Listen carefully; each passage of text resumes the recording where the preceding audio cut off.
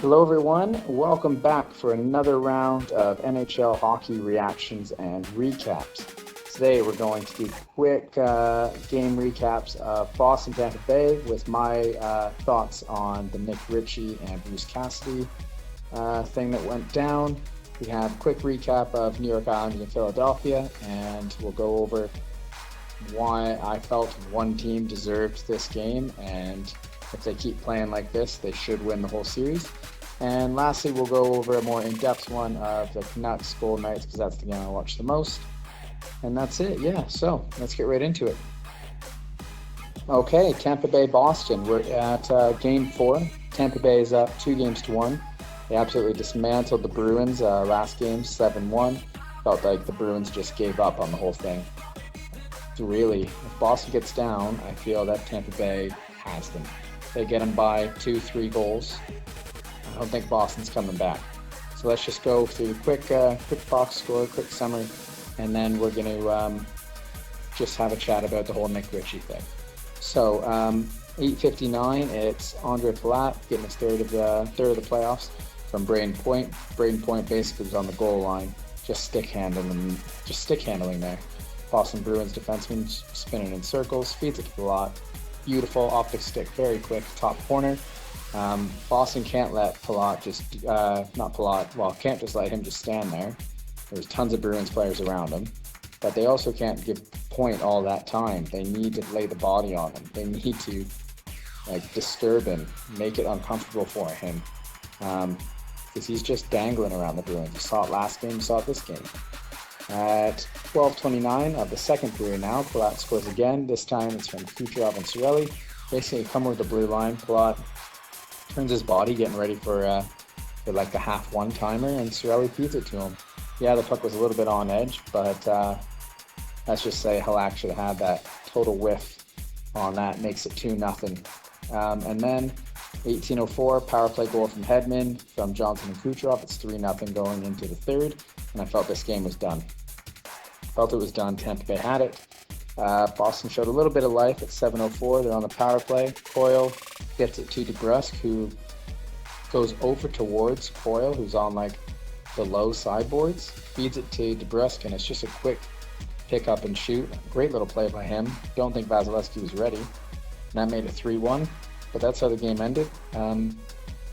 Pastrnak got his shots this game, but really, I wasn't too worried. I figured Tampa Bay had this, especially when they got it on that lead. So Tampa Bay wins this game 3-1, takes a 3-1 series lead. Now on to Ritchie. I understood his first penalty, where he went to stick up for his teammate, who might have been, I don't know what you call it, boarding, but the Boston player did go down, but he was able to move the puck with his hand, little hand pass down low. So I didn't think it was too dangerous. He was along the boards. You stick up for him. Maybe he shouldn't have got the penalty, or maybe coincidentals. I understood that. However, his hit on Gord after, Gord played the rest of the game, but Gord was full on. It looked like, a meter and a half, 2 meters, 6 feet away from the boards. The puck, Gord had already gotten rid of the puck. The puck was out of the zone, and then Ritchie hit him. It was it wasn't from behind, but it wasn't on the shoulder. It was back area. He went flying into the boards. It was just a silly play. He needs to be smarter out there. He had a piss poor game. He hasn't done anything to help the Boston Bruins, just hinder them. And maybe not a 5-minute major, but it was definitely a 2-minute minor at least.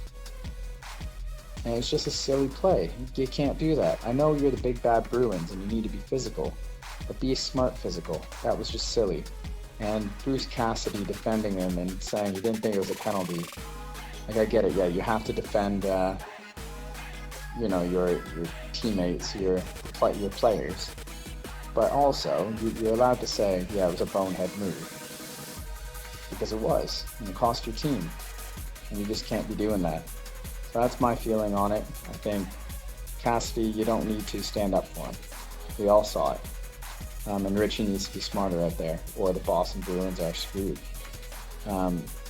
Boston give Tampa Bay a lead. I don't think they're giving it up. So there you have it. Boston keeps playing like this. This series is going to be done in 5. So again, quick recap. Tampa Bay wins 3-1. They're up 3-1 in the series. Here we are. We're in Game 3, Islanders-Philadelphia. Philadelphia tied the series with an overtime win in Game 2. They were up 3-0. And then Islanders scored 3 straight, went to overtime, but Philadelphia was able to score, take that game. So here we go, Game 3. We're just going to go through the scoring summary, and then I'm just going to talk about why I think one team won over the other. So at 14-18 of the first period, Pitlick scores from Lawton and Niskanen to make it 1-0 Philly. In the second period at 7:12, Matt Martin scores from Barzal and Eberle to make it 1-1. With 6 seconds to go in the second period, it's Leo Komarov scoring to make it 2-1. And then in the third period, Anders Lee scores on the power play to make it 3-1. The New York Islanders take this game 3-1, and they're up 2-1 in the series. Now, to break down the game, I want to say the down-low work of the New York Islanders are what won them this game. The Matt Martin goal, it was Barzal getting that puck quick. He got into the zone faster than the D, got the puck, managed to make space, feed it out to Matt Martin, goal. Same thing at the end of the second period, Komarov's goal. It's Brassard this time, down low, outworking the Philadelphia D, gets it to Komarov, goal. And then on the power play, it was still a down low thing, but it was kind of like a set play. They fed it to Lee. Lee, obviously, he tried to backhand it over to, I forget, it might have been Eberle there for like the tapping goal, but Hart ended up reading it, but directing it into his own net. But the big thing was that second period, they just outworked Philadelphia. And you saw this against Washington. If the Islanders get the puck down low, they will outwork you. And you need to get that puck back because they're not giving it up. And even if you get it, they're on you. They hound you. And that really made a difference.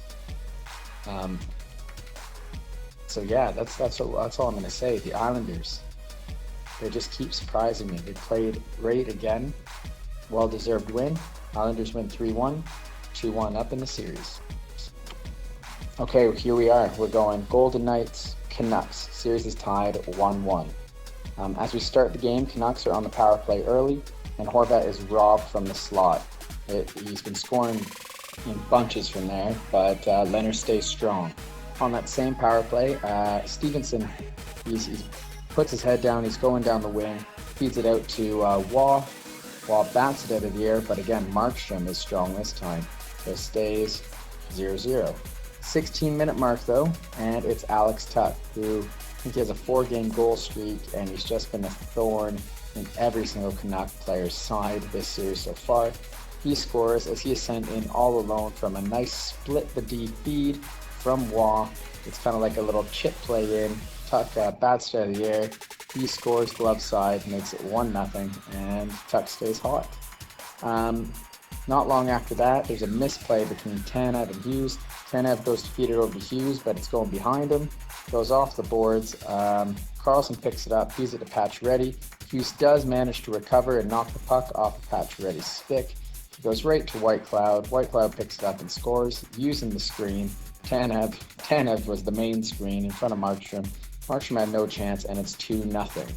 I really like what Whitecloud brings to the Golden Knights. Great right-hand defenseman. They just know what they're doing. Anyway, I think it's around the 13-minute mark. Vancouver does get one of their best chances in the game, and it's Tyler Mott. He gets on a breakaway, but Lehner stands his ground. And then on the 10-minute mark, 5-on-3 Vancouver, and this is probably their best chance.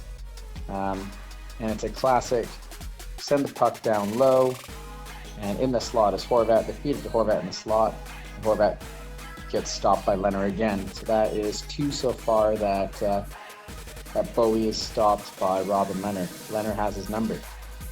Overall, Lehner was great in the first period. Maybe Allan Walsh will do another tweet again, talk about how Fleury should be the starter. I don't know. He can't be too happy. Lehner looks great. Second period, this was Vegas getting the best chances out of the two teams, but Markstrom managed to keep the puck out of the net.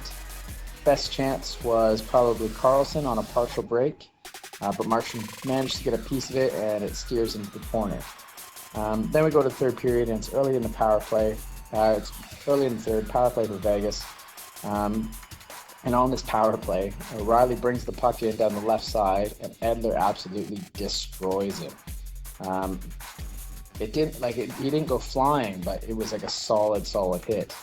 I'm gonna say ouch. But he managed to stay in the game, and he stays on that power play, and ends up getting an assist on a Mark Stone goal. I think it was the secondary assist, but still, he stayed in, got the secondary assist. Mark Stone gets the puck on the right side, and it's just a snipe over the blocker. What a shot. Who knows? Back on the ice Tuesday, maybe I'll get a chance to do that. But I'll probably, miss the net. It'll just ring around the boards, and the other team will get a breakaway and score. But hey, what a shot by Mark Stone. In this third period, Horvat gets another chance. He's just outside the paint. But again, Robin Lehner, he has his number and he stops him. But Horvat always seems to be open, finds a way to get open and get those chances. Lehner just had his number tonight. Then Mark Stone in the third, he managed to hit the post. Stetcher also hits the post, so they share posts in the third period, and that's how the game ends. 3-0, Lehner gets the shutout. Can't wait to hear people bashing at least Allan Walsh, Marc-Andre Fleury's agent. But who cares? The Golden Knights are up 2-1 in the series. And there you have it. Another day, another round of hockey games sorted. From this, it looks like Tampa Bay, Boston. Boston's in trouble. Golden Knights got back on track. They played a nice, strong, solid game, and the Islanders did what the Islanders do. Can't wait for the next games.